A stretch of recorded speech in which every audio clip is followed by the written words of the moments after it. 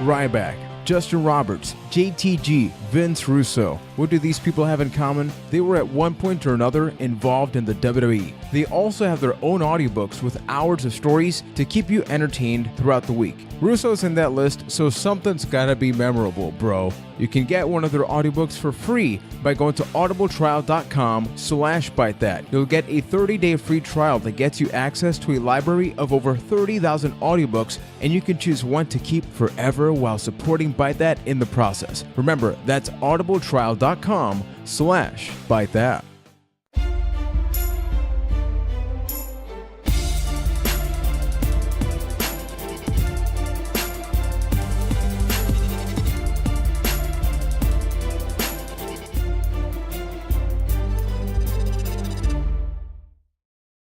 Ladies and gentlemen, don't you dare be sour. Clap, for it is soon to be our 207th episode of the Byte That Wrestling Podcast, and feel the energy that we can bring to you every single Wednesday night. You can check us out live at youtube.com/ByteThatCast. We talk about the world of professional wrestling. If you want to listen to us on the road, you can drop a 5-star review because we are a 5-star team. We actually met Freight Train. Who's Freight Train? You probably don't know. You got to find out who he is, though, because he's pretty damn amazing. So my name is Juan Velas.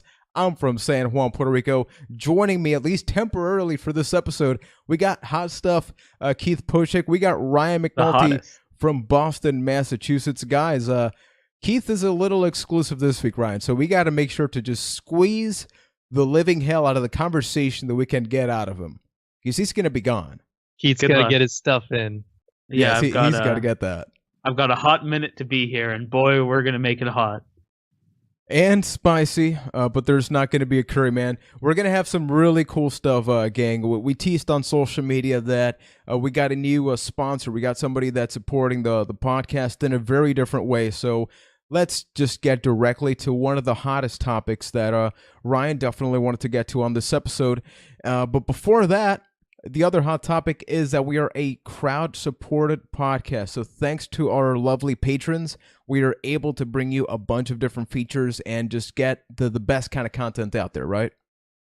Of course. And this week for our patrons, we'd like to thank Bo Segrist, Derek Wilson, and Oliver Batista. Thank you guys so much for your support.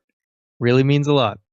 Yeah, if you guys want to learn a little bit more about the Patreon campaign, just check out the tail end of the podcast episode where we also talk about something exclusive that went on privately last week. But now getting to the big topic, Ronda Rousey. So it seems like you talk about your CM Punk rumors, which are also happening at the same time. But it feels like for the last 2 years, an ongoing conversation has always been, Ronda Rousey, she's going to get in WWE. When is it going to happen? You know, she had that fight. Things didn't go too well for her. So people were kind of thinking, hey, if you wanted to get into WWE and wrestling, now's kind of the good point before you just like overstay your welcome. So there have been multiple reports stating that she is apparently beginning wrestling training. Now, we're not sure for what, but hey, I don't think she's going to be going to Global Force Wrestling, although I could be wrong. Yeah, so Ronda Rousey, she obviously made got some attention with WWE when she showed up to the taping of the Mae Young Classic. We don't know exactly what went down there, and I didn't want to read any spoilers on that. But apparently, during that visit, there might have been some talks about her training. She was recommended to go train with Brian Kendrick. So clearly, Rousey Brian Kendrick. Yes, the Correct Brian yourself. Kendrick. He's a man with a plan, so he's a good trainer. After having some losses in UFC, it's clear that that part of her career has really that ship has sailed, a lot of people think. And she's always been a huge WWE fan, so it seems natural that she would eventually want to get involved in WWE. So, I mean, if she's going to go all out for this, I really think that she could really be successful. And that would be WWE is obviously wants to be all over this and really nurture this, because there's going to be a lot of headlines if she joins WWE. They love that mainstream press, and I'm sure they could easily make a star out of Ronda. So there's a ton of potential with this. I hope it happens. Yeah, I'm honestly surprised it took this long. I figured that right after the second loss, this would be something that, even after the first loss, that's something that Ronda would be interested in. Especially going back to, it was WrestleMania 31 where she was actually in the ring with like The Rock and the Authority. Over It seemed 9,000. to fit like a glove, Ronda being there, and I'm honestly excited about it because it'll be neat to see her almost make the opposite transition of what's hip these days of WWE superstars going to the UFC. But there's also this part of my brain that wonders, like, okay, Ronda Rousey's going to come to the WWE. She's probably going to be great because Ronda's great. It doesn't matter what people say. But who beats Ronda Rousey when she's in a WWE ring? Like, how do you sell somebody like Bayley being on the opposite side of the ring as Ronda Rousey? Maybe she just wants a hug. Maybe, and not just making it look like a slaughter. Like, how does Ronda's presence actually help the WWE Women's Division beyond being a big star there? And I don't know if it actually does. I think it does. Oddly enough, I think the best mover would be for her to lose her first match. Like, get that out of the way, because we already have an Asuka. Like, if you want an undefeated Empress of Tomorrow, we don't need anybody from the outside. But what would be good is like the same way I guess Goldberg had his streak ended in a really, shenanigan way with Scott Hall and Kevin Nash. Do something like that. So it's like, nice you got word. the loss. Yes. So you got the loss, so don't worry about this like undefeated streak or anything like that. Something else, like I didn't know that Roderick Strong's wife is part of the 4 horsewomen of the MMA side. So like this whole thing that's been happening, there's an actual element, like a personal element, where you could have, like next year and at SummerSlam, totally like a 4-on-4 match or something like that, or at least a representative thing. Slaughter? Like, how is that? Or even like a representative thing, like you have Ronda and then 3 people by her side, and then you have like, I don't know, Sasha or Charlotte and somebody at her corner. You have to sell that, hey, WWE is different than UFC, right? I mean, they had Brock Lesnar lose to John Cena in his first match back. WWE, maybe like you guys said earlier, maybe Ronda does lose that first match because, what WWE has to establish dominance first. They have to be like, okay, see guys, WWE is more dominant than UFC or whatever. So that was what, 2012? How many times has Brock Lesnar been pinned since then? Yeah, but they built that off of his mystique of beating The Undertaker. So there's a way to get around it. I mean, Ken Shamrock, they made him work. I know he probably wasn't as big as Ronda Rousey. Ronda Rousey really became a household name, more so that UFC is a lot bigger now, and if you bring in that audience from outside, if you're trying to bring in the casual UFC fans to WWE, they're probably going to want to see her win. It does kind of put you in a tight spot, but I think they could make it work. Is it exciting, though? I think that's the only question that really matters right now. Absolutely. It creates so many opportunities, and we're going to get to the topic now, because whenever you have somebody that is so good that exits a company, you got to be able to switch things up. So for time and time again, there have been these leaks about all these pictures, about all these different things that are happening. There are all these relationship situations regarding female superstars that when you think about all of them, it's like, wow, I really hope that one of the top ones just never leaves, because the women's revolution basically started with her. And now, guys, gang, if you don't know about this, if you're driving, okay, please, if you're driving, park the car. What I'm about to share with you is legitimately the worst thing you will hear this year. Eva Marie is gone from the WWE, and I've heard that they're thinking of canceling Raw and SmackDown collectively and bringing back Talking Smack, only to have Corey Graves cry for 20 minutes about this news. How can Raw continue when the Red Queen is gone? Long live the Red Queen! Ryan, after you got the hand lotion out, how do you react to this? Whoa. Excuse me. Yeah. I'm a little sad, because it seemed like they were trying to do something with her a year ago. Then she got suspended, and then we never saw her again. there was some potential there, but it's clear she never quite clicked when it came to wrestling ability. And Lana is essentially the new Eva Marie. But I will say this about Eva Marie. I will give a huge thank you to Eva Marie, because you know what? When we first started this YouTube channel, back video, our little clip of one of our earliest podcasts, we were maybe less than 5 episodes in. Our little clip talking about Eva Marie's first match on Raw got a lot of views. And anytime we ever made a video or talked about Eva Marie, it got a lot of views. She has a legion of fans that support her on YouTube, because anytime we talked about Eva Marie, like, they came out to defend her. So she has her army of supporters, and they gave us a lot of views. So thank you, Eva Marie, for helping us get a little traction. We appreciate that. And I mean, props. I will give Eva Marie props where they are due, and she got good in the ring. I would go as far as saying good in her NXT run, where she was a heat magnet. Oh my God, people just booed her out of the freaking building, and she owned it. She did a really good job with it. And even her character, when she went up to Smackdown, that was those were a great few weeks where it was like, oh, is Eva Marie gonna have her first match this week? Nope, something happened. Guess it's next week. They were building something awesome with her, and then it just got short because of the suspension. And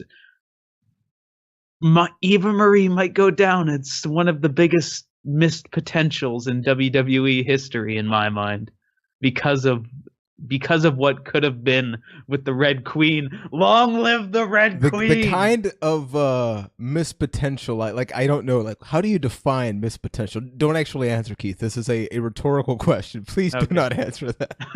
But basically, she's gone. What's going to happen now? I totally assume there will be a career in New Japan Pro Wrestling. She will then join the Bullet Club. Holy crap. I'm waiting for the best of DVD. I want to order that in a double pack with the Braden Walker DVD. He's going to knock your brains out. I'll take a VHS of that. But now, folks, I mentioned just a couple of minutes ago that we do have a brand new sponsor, a brand new supporter for the Byte That podcast, and that supporter is called Songfinch. So they reached out to us on social media. They said, hey, we want to do something special to get the word out about the service that we currently have, and we are super excited to share this with all of you. So for those live, for those everybody, just give me a quick second.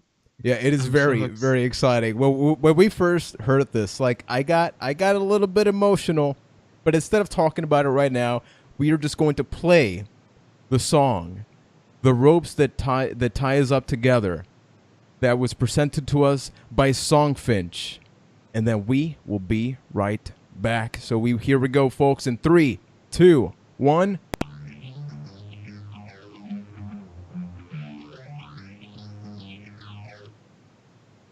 Ladies and gentlemen, in this corner from San Juan, Puerto Rico, our savior, the chosen one. A big wave for the Caribbean sun. He's the one who shines on when the storms are raging. Without a warning, well, he's already done with a pun, a joke that's fun for none of the ages. Well, he's a fire starter with a match to burn at the sound of the bell. From around the world, these ropes tie us together. If you haven't heard, one lost the bet, now he's a cross-dresser. And in this corner from Winnipeg, Manitoba, he'll send you the socially unacceptable key. He don't care what your mother say. If he can take on a bear, well, you bet he'll waste your ass any day. Look out, he's fired up again. Got the monster kick and the Red Bull's wing. From around the world, these ropes tie us together. If you haven't heard,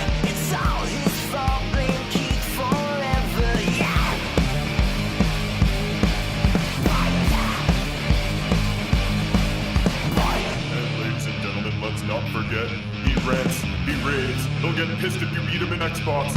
Raging Ryan! Listen up, well he's on again, poking holes in the story like it should make sense. Logic's for fools when the circle's squared, and nothing to do but swing an old steel chair. Oh no, you had enough yet. You know you deserve it. Your fuse will wait for you to defend. A cringeworthy attempt has left you weeping. From around the world, these ropes tie us together. If you haven't heard, he sings like an angel being choked by the devil. From around the world, these ropes tie us together. If you haven't heard, Wednesday night, come and join the terror.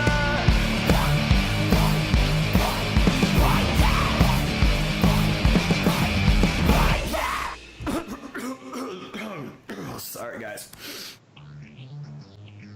So, folks, that right there was brought to you by Songfinch, and it was incredible when they reached out to us. You know, for those that don't know, Songfinch is a personalized gifting company that brings you feelings, memories, and stories to a life through a one-of-a-kind song delivered to you in just 7 days. And without going any further, Ryan and Keith, what was your immediate reaction when you first heard this song? Yo, that's cool. It's real cool. Yeah, It's, I was really impressed by just the quality of everything, you know, the instruments and the vocals, everything, you know, a lot of effort was put into it. We just gave them a few notes and, you know, gave them whatever information we thought would be good to include. Then they take the rest, they formulate all the lyrics and stuff. So, yeah, when I was kind of, when this opportunity came to us, I just submitted, hey, we'd like it to sound like this genre. You get to pick the genre and just the overall feel to it, send them some notes, and then they do the rest. So I was very impressed with what came back. Yeah, I took a back seat and kind of let Ryan take the wheel, and just kind of I had the opportunity to listen to the finished product just like you guys did, and it dropped my jaw in a way that I never would have believed. It's unique, it's fun, it builds a memory, like Juan mentioned. It's awesome. Yeah, same thing over here, especially with the cross-dresser part for me. I'm like, Yeah. well, for life, like that is officially my label for the rest of my life, especially for Wearing anybody away that's brand to new. NXT. Yeah. Of course, and hating Keith, but they were able to really take that in a way that it made sense. And I kind of like that, you know, they told us, hey, we want to do something wrestling related, and you could feel that, right? Like it was like each one was coming out at one point. And I really like how they were able to mesh that up. You know, they do songs for weddings, anniversaries, birthdays, Mother's Day, Father's Day, Valentine's Day, Christmas. Like, how awesome is this? That instead of giving somebody never a card, mind cards or flowers or that crap, song. just get them a song. How unique of a gift can you get? Like, how more unique than a song? yeah, like these About are the quick Great. steps. Like, first of all, you choose a recipient. You know, what's the occasion? Like, what is the kind of reaction you want out of that? You tell them a little bit about your story, the memories, or whatever you really want to be part of that song. The vocalist, you can actually choose whether it's male, female, or if you want somebody, you know, you want to be surprised. Maybe an alien. I don't think they have that option yet. You get to choose a genre. So they have pop, hip hop, among others, just to make sure it really blends nicely with whoever you're going to give this as a gift. Choose the mood you're like, you know, your song to be in, not just the genre, but do you want something like along the lines of blues, like sad, happy? And you get the song within 7 days. Like, we set this up, and a week later, we got it. You actually get it on a website, which you can read the lyrics to. So we'll make sure to share that along social media and let them know. Like, if you enjoyed the song, definitely find them. You can also find them at songfinch.com. Once again, it's at songfinch.com. And seriously, above sponsorship, above all of that, this is pretty damn freaking cool, guys. It's awesome. This is pretty awesome. Yeah, so that's going to be it for that. And now, I feel like we could close off the podcast. Like, I think we're all pretty satisfied, but we are going to talk about Raw. We're going to be talking about SmackDown. So remember, every single week you can let us know, first of all, if you like the song Byte That Cast. You can also vote on our polls regarding Raw and SmackDown. Did you think those were good shows? Those were bad shows? So when we actually get to those polls, we get to the Raw one, we see that 52% give it a 2 out of 4. So definitely not doing too great. When you go to the SmackDown side, 64% gave it a 3 out of 4. So SmackDown is definitely back to being on the number one spot on a consistent basis. Like Raw, we've said for the past couple of weeks, has maybe been the overall better package. I think that like this week, we definitely went back. I mean, you look at Raw, though, and that main event match is pretty good. I think SmackDown, the moment you include Fashion Files, I'm never going to give it a bad score just because it's... People fair enough. They clap. Like, they clap at the end of those segments. That is how damn it's the only good time it the is. audience isn't disappointed that, like, a segment is coming up on the Tron, you know? Yeah. So what did you guys think of WWE as a whole this week? Especially Keith, because I know you got to head on after a little while. Yeah, I think that's pretty accurate, where SmackDown was the better overall show, but I don't think Raw was as bad as people mentioned. I would personally give it about a 3 out of 4, but that main event, oh brother, just I've been joking about it, but boy, those meats just slapped each other silly. That chair spot in the Last Man Standing match was just so good. It made me whipping so happy. an office chair, just as hard as you can. That, you know what, the show might be 4 out of 4 just because a chair got thrown in that way. And I mean, the rest of the show wasn't that bad. I know there are definitely nitpicks. Like, I thought the Brock Lesnar segment was all right. Like, hey, Brock Lesnar comes and does what Brock Lesnar does. And on the negative side, I would say that the Finn Balor, Bray Wyatt thing isn't exactly hitting what I want it to hit. So there definitely were negatives. Has a Bray Wyatt thing hit anything you've wanted it to hit recently? My disappointment doesn't come from the Bray Wyatt side of things. Okay. Oh, All right. boy. All right. Anything else you want to add into that? Because like we're not going to really delve into that too much this week. What's your take on Balor? It's sad. I understand why Finn is in a bit of a rut right now, just because there's so much more going on Raw. But man, Finn doesn't deserve this Bray Wyatt treatment, where just it's hard to care, and you should care more about what Finn Balor does. Like, continue the Elias Samson thing over putting him in this nothing feud with Bray Wyatt, where you have him go out and basically say, hey, Bray Wyatt doesn't care about wins or losses, so I guess I'm going to fight him anyway for the funsies of it. There's no real point to it, and it really feels... Bray Wyatt feels like more of a problem than a benefit to the show these days, especially if it can do something like that to Finn Balor. Yeah, I mean, even I know the senpai Dave Meltzer brought up, like, the last 4 Bray Wyatt feuds have all kind of been duds. It's like, well, who do you look at this point? And it's not necessarily all on Bray Wyatt, just that this character is clearly a problem. I mean, look, he just feuded with Seth Rollins. He's supposed to be like 2 top guys, like Seth Rollins, Bray Wyatt. Everyone's already forgotten completely about that. We've all moved on, and there's absolutely nothing to show for that feud. Yeah, it's a really challenging thing. I think like we did get some good stuff though on Raw. One of the big challenges, and I'm really thankful I found this on Squared Circle, which we browse frequently. And I think I mentioned this like 2 or 3 weeks ago. It's about the commentators. Like, I'll be honest, a lot of times I'll watch Raw, and whenever there's an entrance happening, the volume tends to go down.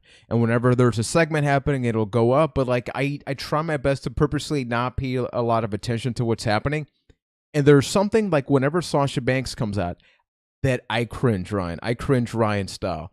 And it's whenever Michael Cole says, it's boss time. And there was like a huge thread online about that. And I wasn't looking for it, but I was reading it and I'm like, I'm not alone. I feel like it's justified for me to feel this way because I get it. It's maybe like if you're in the bathroom and you hear it's boss time, you're like, oh, Sasha Banks match. I get the point of it. but it's so annoying. It's so much like, hey, here's the other character. You know who this person is, so I guess you're just going to watch them.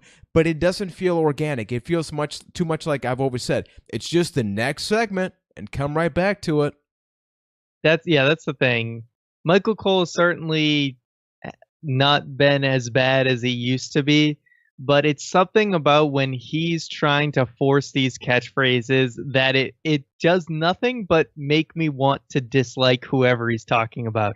I mean, the Roman Reigns stuff, like, if you don't want people to dislike Roman Reigns, then make Michael Cole shut the hell up, because the big dog is in this big fight. Here comes the big dog. He's ready to eat some meat. I don't know what the hell Roman they say, Empire is here tonight. The Roman Empire for the big dog. Like, it's so The architect. forced. Yeah, it's killing me. And everyone has to have these nicknames, and like the Kingslayer thing. It's like, you beat Triple H, and now you just get that nickname forever. You beat Triple H once. Guess how many other people are Kings? John Cena's like a Kingslayer like 5 times over.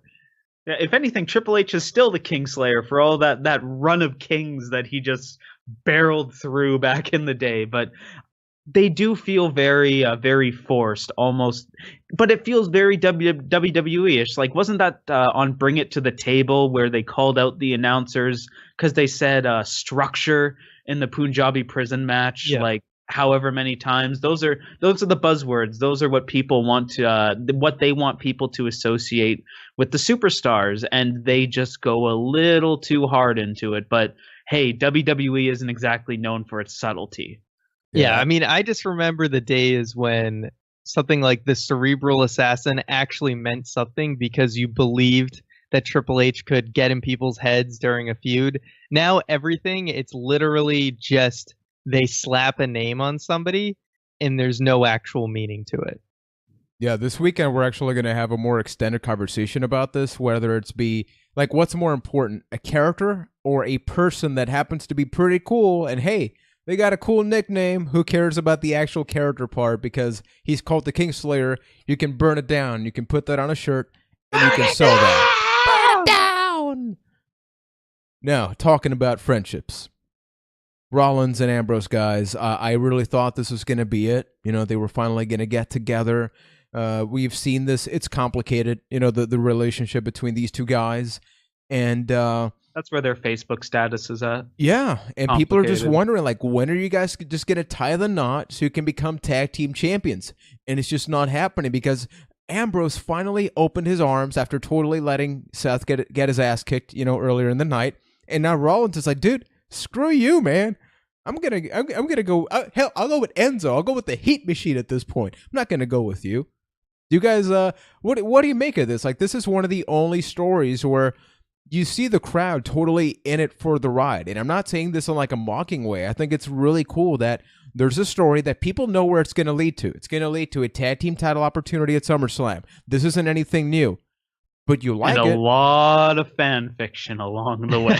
We know a thing or two about Shield fan we retired fiction. fanfic fantasies, so don't worry. That is true. But, you know, it's fun, and of course people are going to be into it. Every single time the combination of either Seth Rollins, Roman Reigns, or Dean Ambrose are on screen together, the Shield reunion conversation just lights a fire. And this is playing off of that. And it's easy. And like you mentioned, it's probably going to lead to them being tag team champions. Or maybe it will take an awesome swerve where Seth Rollins gets Dean to trust him and then just pedigrees him. That would be freaking awesome. But probably leads to tag team champions. It'll be a fun run. Maybe they will probably lead to a situation, especially if Roman Reigns doesn't win the title, where maybe Roman Reigns slowly gets added into the mix and all of a sudden we all start believing again. You know what? So, I mean, we kind of joke about the bromance thing and all that, but this story, in an ideal world, every single story in wrestling should be exactly like this story, in the way that this story is basically deriving from the experiences of both of these wrestlers throughout their history in WWE, and they're reacting in that way. This is an actual storyline where the past actually matters, And that actually helps us, empathize with Dean Ambrose and also empathize with Seth Rollins. Like, we understand where Seth Rollins is coming from, where he wants to make up for his past sins. He wants to be forgiven. He's not that person anymore, and he wants Dean Ambrose to accept him. And Dean Ambrose, was stabbed in the back, and he kind of has a right to not trust Seth Rollins. So both guys have their sides. You understand where both of them are coming from, where their motivations are, and they have a common enemy and have to work together. And sure, the crowd could be into it a lot because of the Shield thing, but they can also be into it because they actually understand the story for once, because it actually makes sense for once. That's why, if every story was like this in WWE, I think they would be doing much better, where we can actually use the past as something to help what's going on now, instead of trying to sweep the past under the rug so you can tell a new, pointless, dumb story. I love this. And bromance or not, it's an actual story for once, and I really like it. So in the topic of Roman Reigns, Keith, I know you got to part ways with us, at least temporarily speaking, for the remainder of the podcast episode, but take us through maybe some kind of journey to inspire us for the rest of the episode. Yes, as I am leaving you guys and making you hold down the fort, as you go forward and finish this show, I just want you both to know and to remember, really, that you miss 100% of the shots you don't take. So take all the shots you need, and most importantly of all, make sure to always hit those money shots. So thank you, and good night. And just like that, Keith has left the building. We are now a 2-man podcast episode for the remainder of the week, guys. So let's keep the conversation going. This is a bit of a follow-up. So last week, Ryan, we had a conversation about Enzo, about bringing it to the table. Corey Graves talked about the fact that, his personality, maybe not the best for people, right? But then apparently there have been ongoing reports stating that one of the things that apparently he got bigger heat for is that he got some friends involved in the locker room that were apparently taking pictures and being a lot, involved in social media, basically rubbing people the wrong way. Now, it's not like we're there, right, to really hey, is this true or not? But do you think that given the situation that Enzo's in, which is I get my ass kicked and that's all I'm really good for right now, and this, what do you make of the Enzo situation? It's getting harder and harder to see this guy lasting long. And don't get me wrong, I want him to stay. I think he's got great potential, most likely as a manager. We've kind of gone over all of this before, where maybe he could go on 205 Live, but can he really keep up with those guys who are all super talented? We don't really know, but he's not doing himself any favors by continuing to piss people off and just make things worse for himself. And JBL said on Bring It to the Table, when only the Miz has really been the guy to survive something like that. So it looks like the odds are against him, and he ain't John Cena. He may not be able to overcome those odds, but I really hope that he can find his place, and he learns that, hey, maybe I should chill out, right? Because if I want to stick around in this company. Yeah, it's just tough because you look at some characters and just assume they're going to be there for life. But there have been people look at AJ Styles. AJ Styles, people looked at him in TNA and said, this is a guy that's going to live, breathe, and retire in TNA. And he's a former WWE champion, fought Shane McMahon at WrestleMania. So never say never in the world of wrestling, right? I think you got to be humble, regardless of who the personality is behind the character. This is a job, and I think that it's maybe easy. You look at celebrities, right? Singers and all that. Look at Justin Bieber, all these situations that happen. But at least they are in their own world. They have their own companies. But in the world of wrestling, especially in WWE, it's a locker room. So it's you got to behave. You got to make sure you're as likable as possible. This Friday on Fan Friday, we have a topic about the most valuable people in wrestling in WWE today. We got that from a listener question. And my number one pick is all about that. It's how do these people really help shape that backstage locker room So it leads to like a better atmosphere, right? So It's a family. It's not just a job. You're a part of a family. You're spending more time with these people than anybody else in your life. So if you're not getting along with these people, then chances are you're not going to be happy and you're going to want to leave, or everyone else is going to kick you out. So I hope he gets his act together because, like, we've said, we know that there's something to Enzo. There's not many people that have the charisma on the microphone that he has. It's a rare thing to come by. So there's certainly some value in Enzo. Yeah, man. So Enzo Amore, unemployment, you can't teach that. So be careful, buddy. Now talking a little bit about Smackdown Live. So this week, it was a little bit challenging, like the whole package, actually. This is a topic that covers both Raw and SmackDown. So first of all, on the Raw side, we had Jason Jordan have yet another exhibition match, right? Like, because his opponent was taken out, Kurt Angle literally looked at the first guy backstage. Hey, what's her name? Where are you from? Quebec? Fine. And everybody was thinking, uh-oh.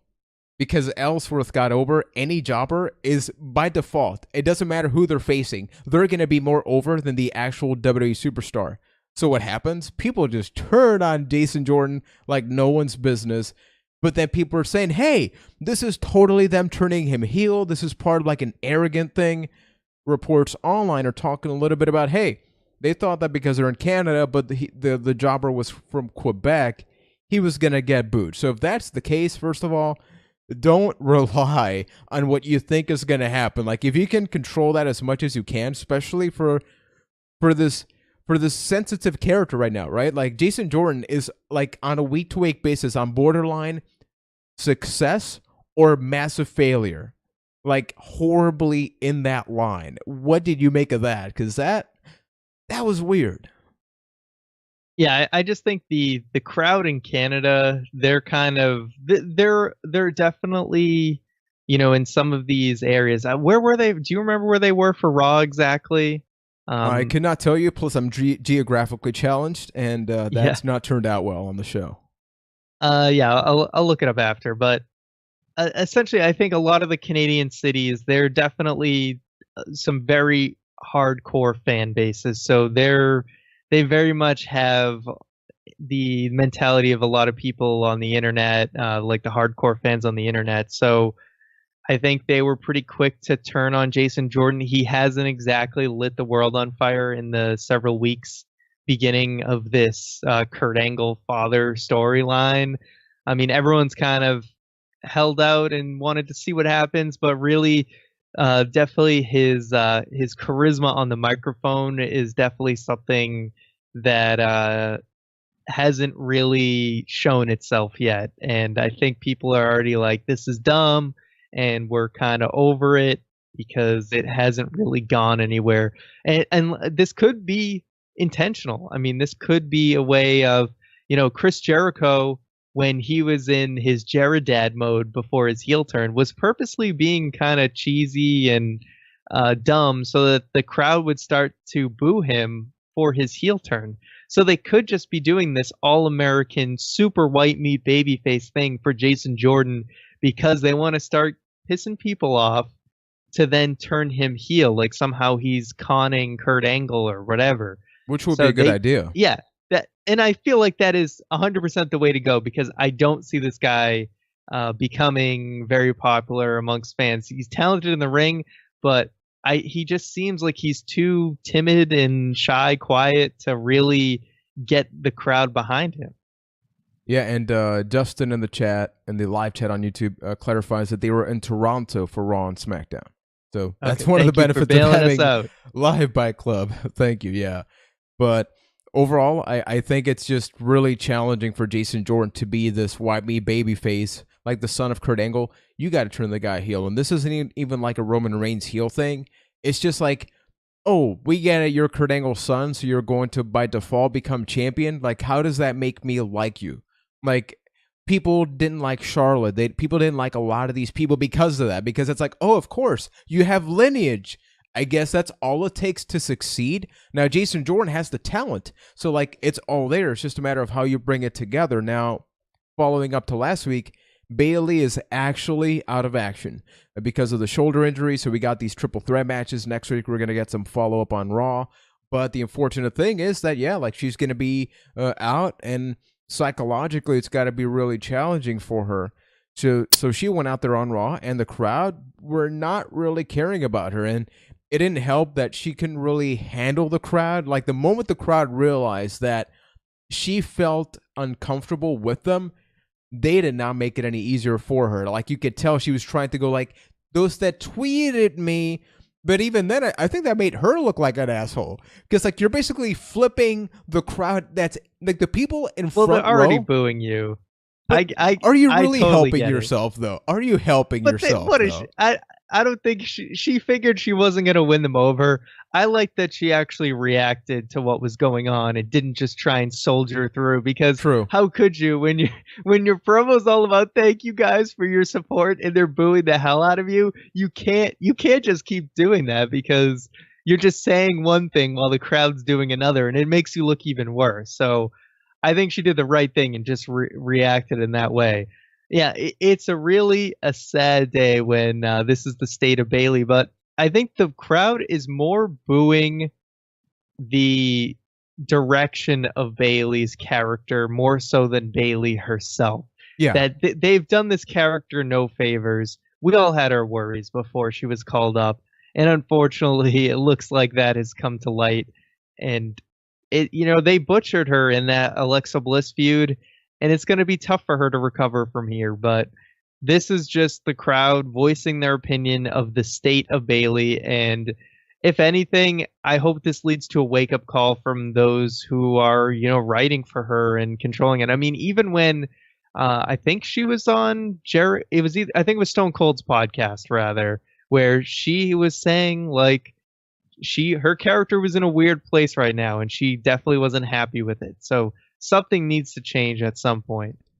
Yeah, because if the person portraying the character is not a big fan of it, the crowd's not a big fan of it, and the people behind, the scenes aren't exactly sure what's going to happen, somebody's got to do something. So, like, her being out of action could be the best thing to happen for her, realistically, because it's all a matter of what happens when you come back. If you just come back and hug, that's going to be solid for how long? A solid one just episode. Come back and hug. Yep. Now, if you want to talk about somebody that's able to manipulate that Canadian crowd and just thrive in every sense of the imagination, you got to talk about Kevin Owens. Like, Kevin Owens was beloved, obviously, when he first came out. But then you had the whole segment between Shane, AJ, Kevin. He brings up the WWE network and then actually sells it in a way that it makes sense. Like, he actually went into the network, totally not him, but let's just say it was, and brought up, like, concrete evidence. Hey, Shane McMahon becoming a referee, the man will flip you off. Like, that's not a good idea. They bring up what happened with AJ Styles. They bring up everything that we've been concerned about. And I think they were able to bring up a different angle to the same matches that we've seen many times. It seems like they're definitely going to go with AJ Owens, which I'm still surprised by that we didn't get Shane Owens. But I like the twist that they're getting. And then, even saying like, like the McMahons have a history of screwing Canadians over, and then basically goes on to like mock Canadians after they are cheering the living hell out of him. It's like, of course he deserved that. Kevin Owens, man, just so damn good. What did you make of this segment? I thought it was excellent. I mean, Kevin Owens is great at making himself look like the smartest man in the room. I love that he used the network, actually bringing evidence to something. I mean, we know they love to plug the network all the time. Why don't the wrestlers use it to learn things? So it was actually cool, because we've had Shane McMahon be a special guest referee plenty of times. So it only made sense that he could bring up evidence, be like, hey, why should I trust you? I mean, you could be even worse than the referee I had in the previous match. I could actually see this becoming a triple threat even. I mean, the fact that AJ Styles got physically involved with Shane, I mean, Shane seemed to understand that it was an accident, but this could be a way of things spiraling out of control eventually. I think it is most likely to remain as advertised, where Shane is the special referee for this match. but I wouldn't be surprised if it went either direction of a triple threat, or somehow Kevin Owens and Shane do that match that we all thought was going to happen beforehand. It's most likely staying the same, but the possibilities are definitely open. And this was a strong way to keep things brewing between all three of them. And folks, before we keep going and talking about James Ellsworth making a return, as you heard on top of the show, we are also brought to you by Audible. So Byte That is made possible because of your support. We are thankful for our patrons. We are thankful for our super chat donations on YouTube Live. For the donations, you can get a Byte That shirt. You can also get yourself a 30-day free trial plus a free audiobook by going to audibletrial.com/bytethat. I did get the book that I said I was going to get last week, and I'm going to start listening to that tomorrow. So if you guys follow us on social media, I can tell you a little bit about that. But yeah, you can get a free audiobook forever. Plus, like Audible, like they have a lot of podcast services as well, and like Audible Originals. I've actually listened to a lot of comedy, not commentary there. So it's seriously worth it. Like, I legitimately use Audible almost every day. Once again, that's audibletrial.com/bytethat. The Big Hog has risen, Ryan. James Ellsworth has returned. Like, Ellsworth we is have free. Eva Marie is gone, but we got the person that matters in WWE. How did you react when you finally saw him back? It's like the little dog that's been waiting for you all day as you're you're away from home at work. You come back, he starts licking you, except he lost his chin. I don't know, man. Weird explanation. Yeah, just go with it. I never knew that feeling, Juan, because I didn't have the privilege of growing up with a dog. Well, I won't go there. But yeah. So someday I will get a dog. But that's besides the point. James Ellsworth is back. Juan is dying. Just go. All right. Okay. Hey man, I'm happy Ellsworth is back. I heard that mean he helped Naomi. No, he did not help Naomi. What is wrong with me? He turned on Carmella, and then he became WWE champion. Yeah. The Big Hog is back. SmackDown Live is saved. The free Ellsworth movement didn't necessarily work because he came back as scheduled, but Ellsworth is free, and that's all that matters. It's just super cool to have him back. It's weird where we were basically telling them, hey, fire him. Like, you and I specifically were talking about Ellsworth, man. Like, he's overstayed his welcome. Did I say fire him? I mean, hey, you insinuated like hell. Maybe don't use him anymore. Maybe he's. Oh yeah, I think I had purpose. Concerns about his longevity, but once I saw where the pairing with Carmella and Ellsworth was going, that he had a solid ground, he had a solid thing to stick with. His real value kind of shined.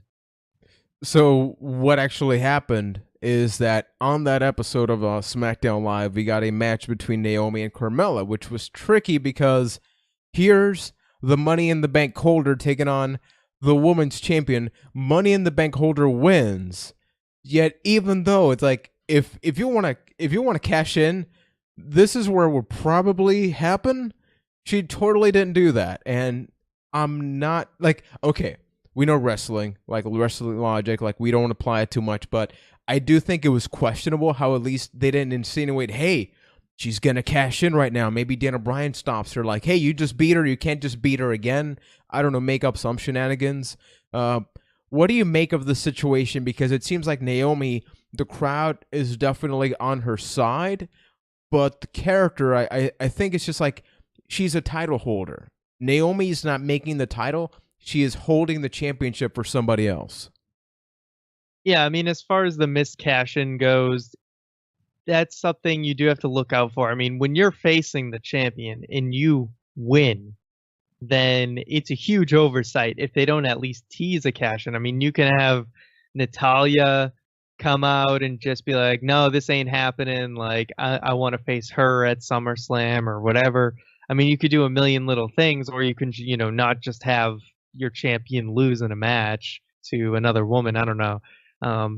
But yeah, huge oversight to do that. As far as Naomi goes, I like her. I think she's very likable. She's got a sweet entrance. She's good in the ring.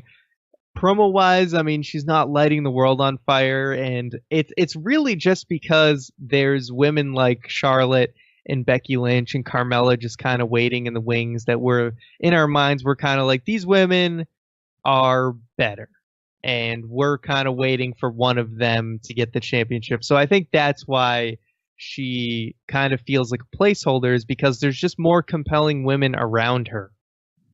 Yeah, I agree. But it's still going to be a challenge, like what they really go about doing with the women's division. I think that Charlotte and Becky Lynch are doing something super cool on the side. But with the talk that we had at the top of the show with Ronda Rousey, like the landscape of the women's division could be completely different come next year. And then the other small topic, we'll get to it maybe a little bit more next week, is that we are going to have Baron Corbin taking on John Cena at SummerSlam. I do find it hilarious, though, how John Cena's in the ring. Baron Corbin comes out with awesome new music, by the way. Like, that song is awesome, and I'm glad they changed it. And then proceeds to say, I don't need to beat you, John, yet you are coming out when John Cena's in the... You are interrupting the guy that you are telling, I don't need to beat you. And then Dana Bryan comes out, you do need to beat him because you're facing him, like, at SummerSlam. I thought the logic there was a little flawed as well, but we're getting that match.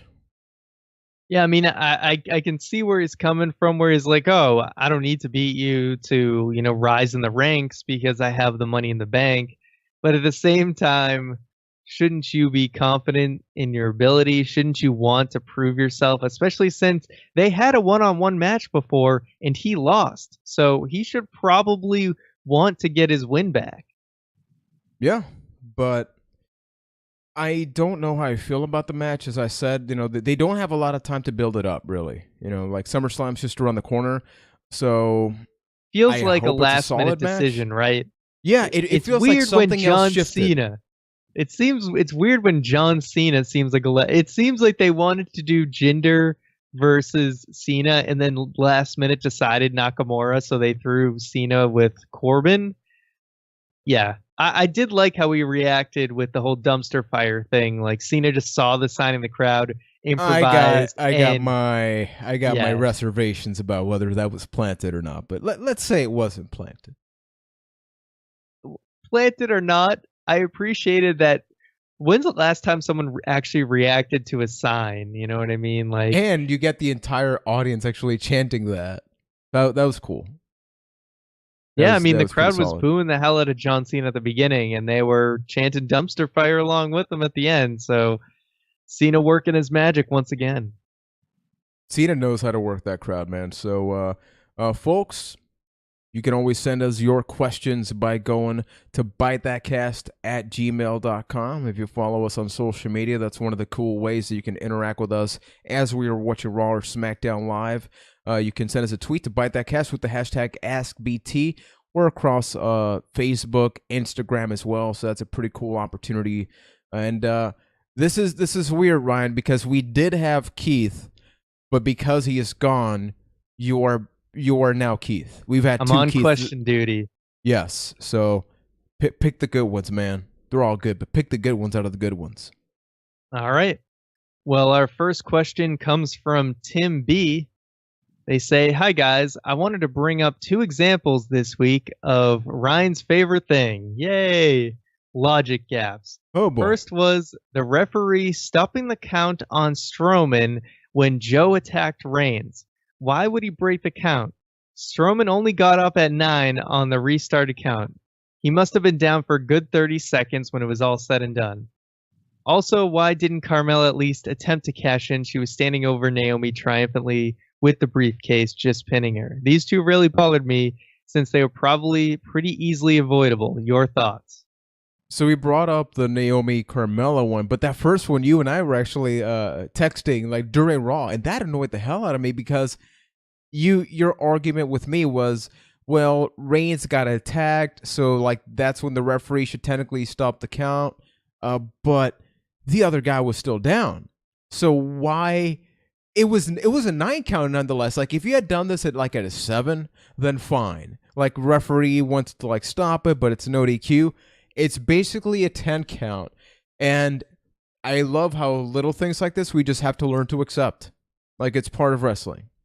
Yeah, my logic to you was, and this is just me thinking out loud, not necessarily that this is something we could draw from the past, although maybe we could, was I was thinking in a last man standing match, generally a move between either of the two competitors would immediately break the count. So if you kicked the guy who was down or whatever, that would break the count. Or maybe if the guy who was down punched the other guy, that would break the count. I'm not sure. So I was trying to use that logic to say, okay, well, maybe any move on either of the participants would break a count. But I don't know. I've never heard that. That's never been enforced before, to my knowledge. I've never heard the commentators shed light on that. This is why, folks, this is the exact why, because we thought there was going to be that WWE Book of Rules, and it turned out to be just a complete sham. It was just some dumb scrapbook thing. This is why they won't release a book of rules, so that they can do crap like this and just be like, oh yeah, that's totally a rule, and then hope you forget about it, and then they forget about it. So yeah, I really don't know. I don't have a good answer for you, other than it was the convenient thing to do. Yeah, it was their way of, how do you avoid Braun Strowman losing cleanly?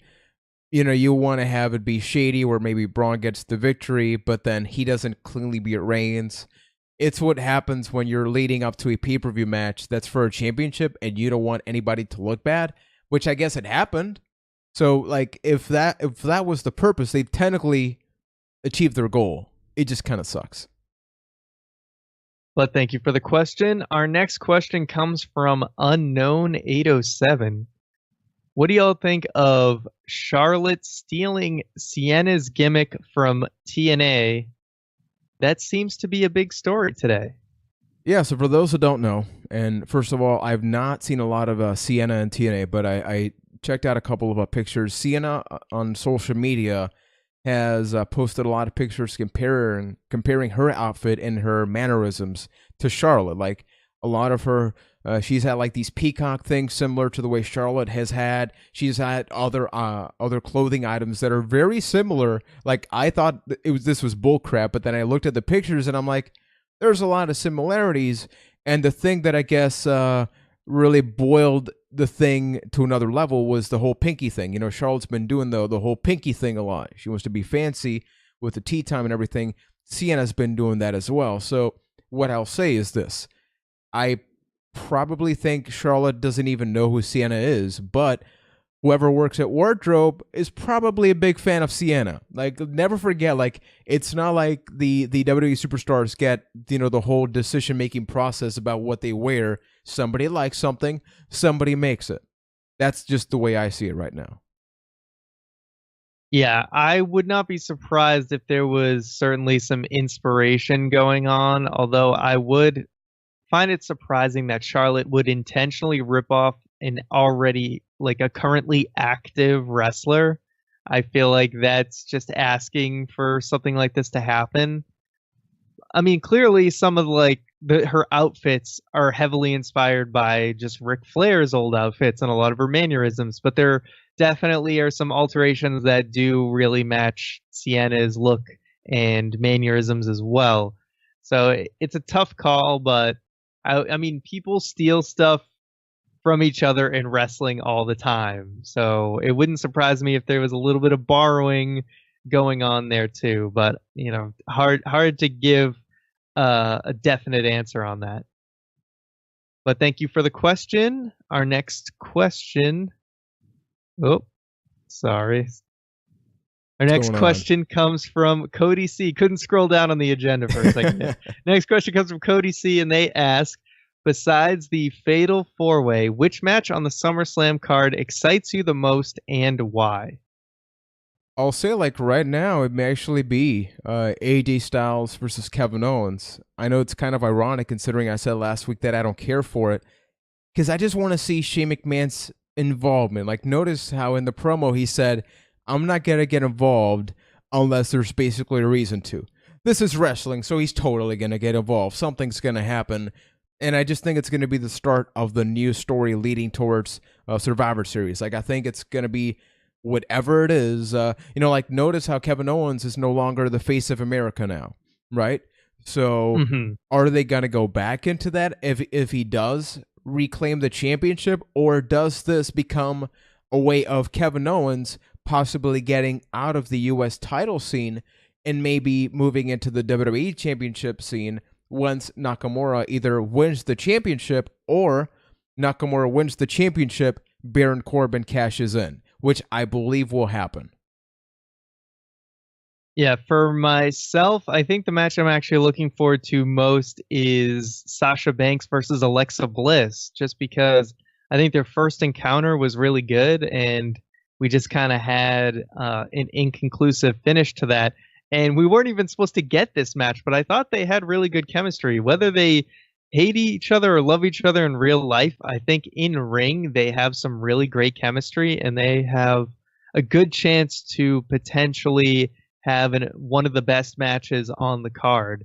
So, I mean, they could have that Bret Hart, Shawn Michaels thing going on where their hate for each other actually fuels the match to be something even more epic than they could have imagined. So I hope that match ends up being one of the best. I don't think it can steal the show with that fatal 4-way in the main event. The show stealer's going to be Mahal Nakamura, man. Be serious about this. I mean, that on just a weirdness level intrigues me. Like, I just feel like it just seems like such a weird matchup. I don't know what to expect from it.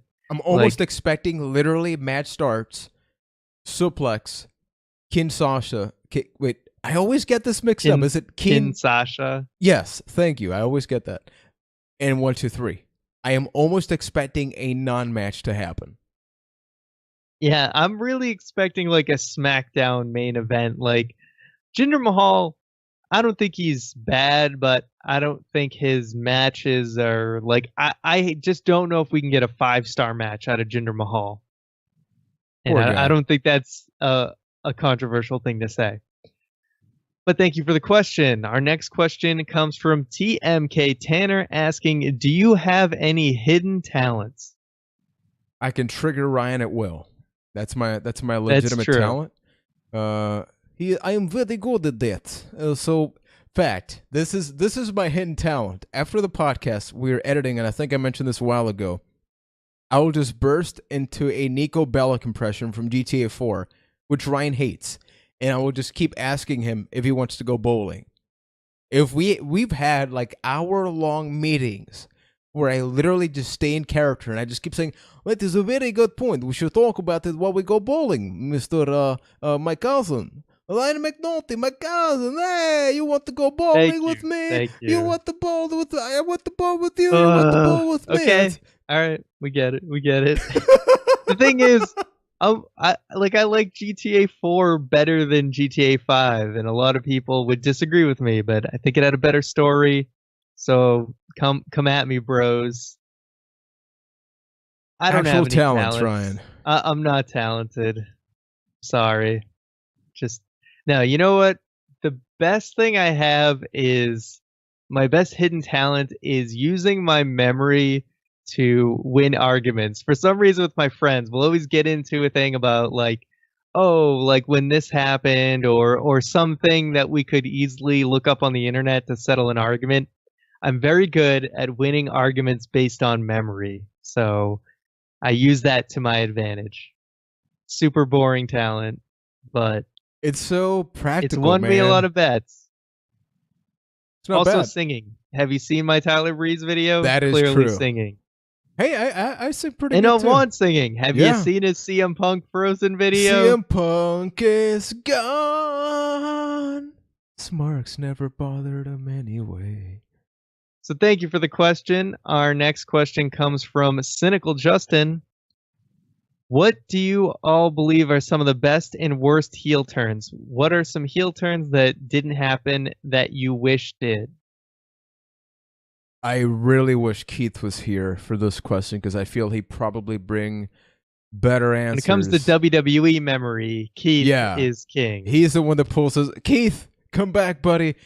I want to talk about first heel turns that I loved. Eddie Guerrero. Like one of my favorite heel turns was like heel Eddie, where I remember it was like a SmackDown or a Raw after. He opened up the show. Spotlight. Yeah, the Spotlight. With the chair. That is one of his best promos ever. Because even though people weren't crazy about that storyline. Yeah, the storyline was bad. The character was great. You take a guy that people love not a little. You know, Eddie was one of the top baby faces that you actually wanted to just like hang out with. You know, he had like all his personal struggles, but completely changes it and is like the worst bad guy. Like you even wonder, is he even a good person in real life?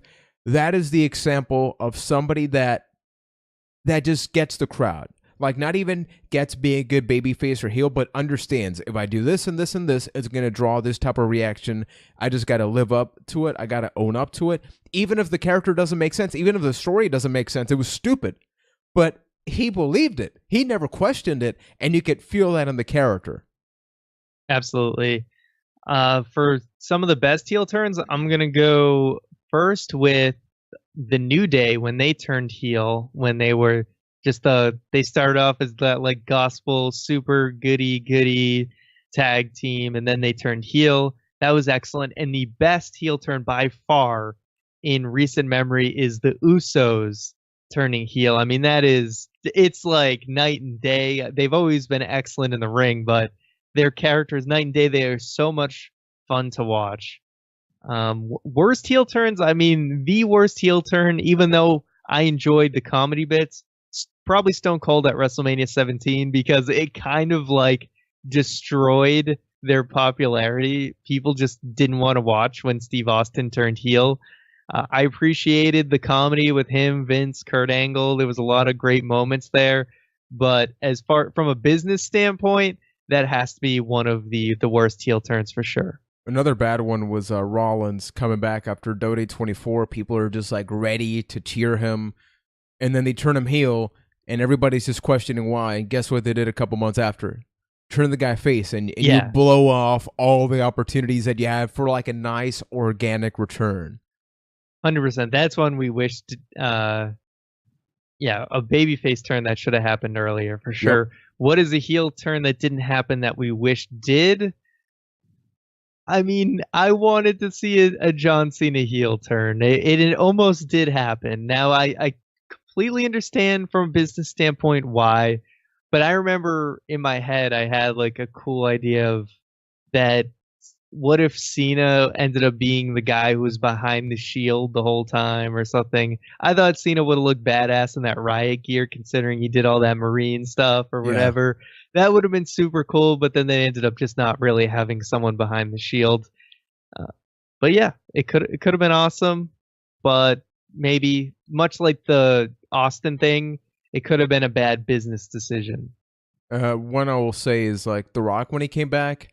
Even though he was Hollywood Rock, he was babyface Hollywood Rock, right? But Hollywood heel Rock was one of my favorite characters of all time. I would have loved, it wouldn't have made sense business-wise, but, you know, being selfish, I would have loved like him to come back. Yep, this is why I left you guys. Screw all of you, and just leaves. Because at least, like, you bring a little something, but, I mean, hey, hell, The Rock may be running for president, and it's hard to hate the guy, so I guess it just wouldn't have made sense. But thank you for the question. Our next question comes from a gold patron, Overcooked Bacon.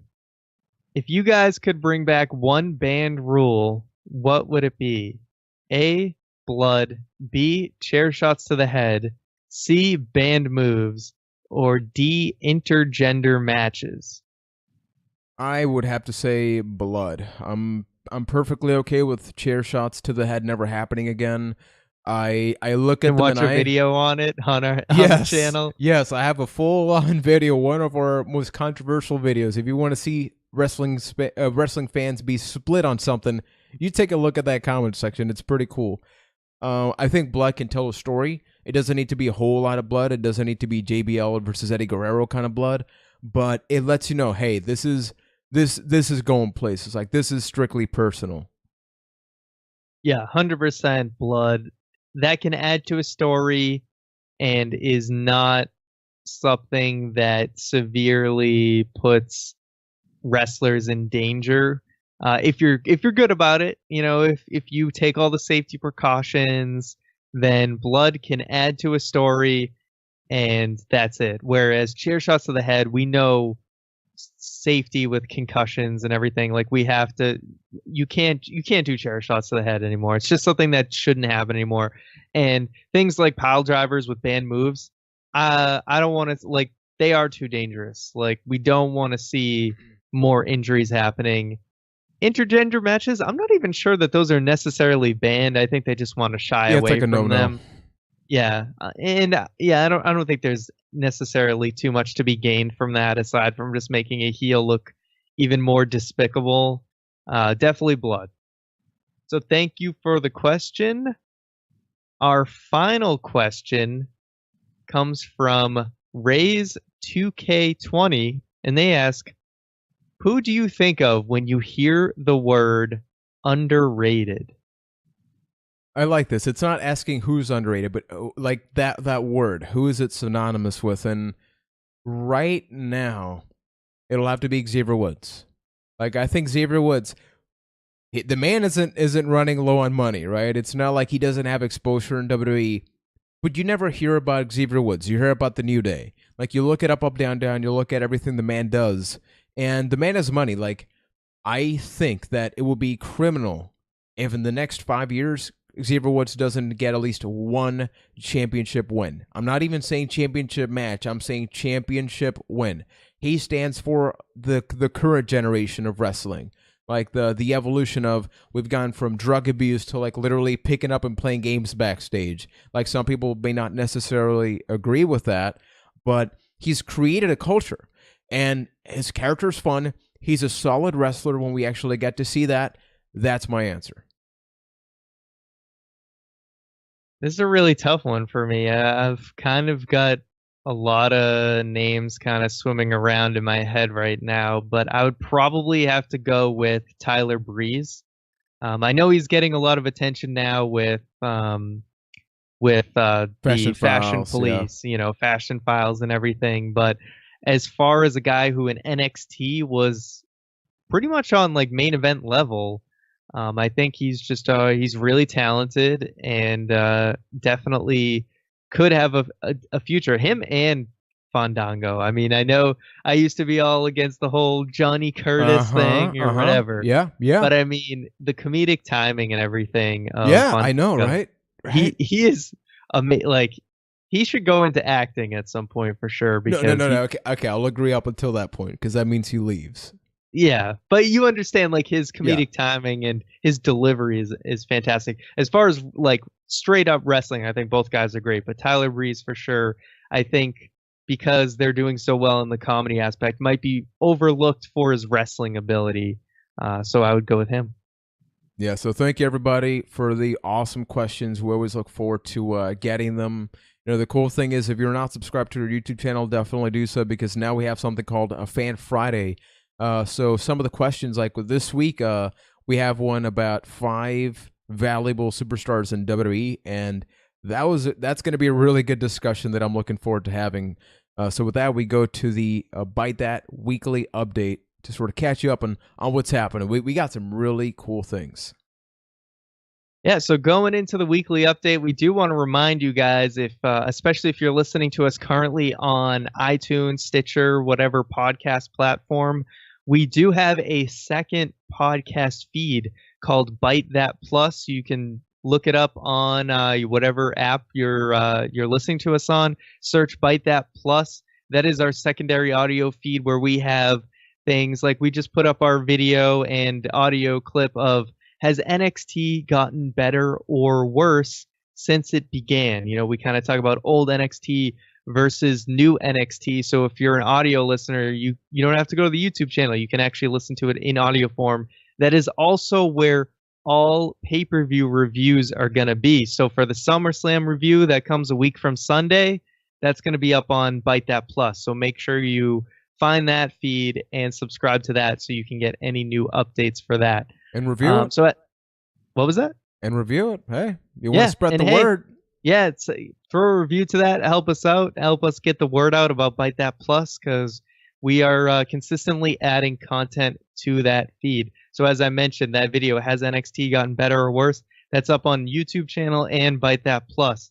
This weekend, in addition to Fan Friday, where we talk about our top 5 MVPs currently in WWE, this weekend we're going to have a video up on YouTube as well as Byte That Plus. That has, with TV evolving, has WWE been left behind? Has TV evolved past WWE? There's all these exciting TV shows, Walking Dead, Game of Thrones. Where's the excitement for WWE? Have they not evolved with the rest of TV? Are they not the gripping television that is going on around them? So that is actually a video we are super proud of. Yeah. One of the best discussions we've had in a long time. So you can listen to that on BT Plus, watch the video on the YouTube channel. We were really happy with that, how that came out, and you'll be able to check that out this weekend.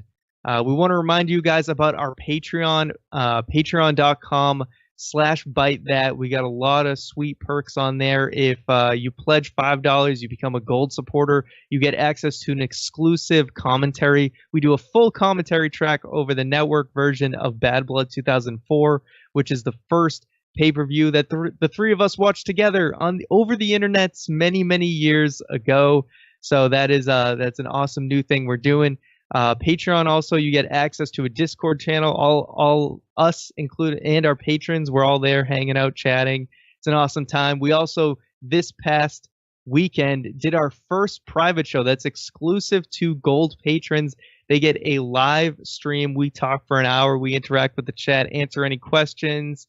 It was really successful. So if you want to get in on the next one for September, make sure you pledge before the end of the month, and that is for $5 gold patrons.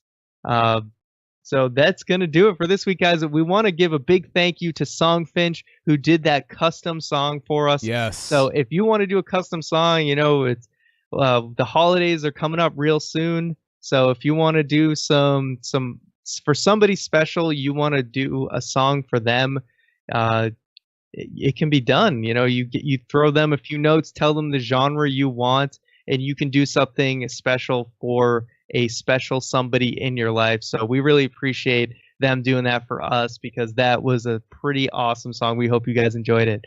So Yes. thank you guys for listening to this edition of the Byte That podcast. We will see you next week. See ya.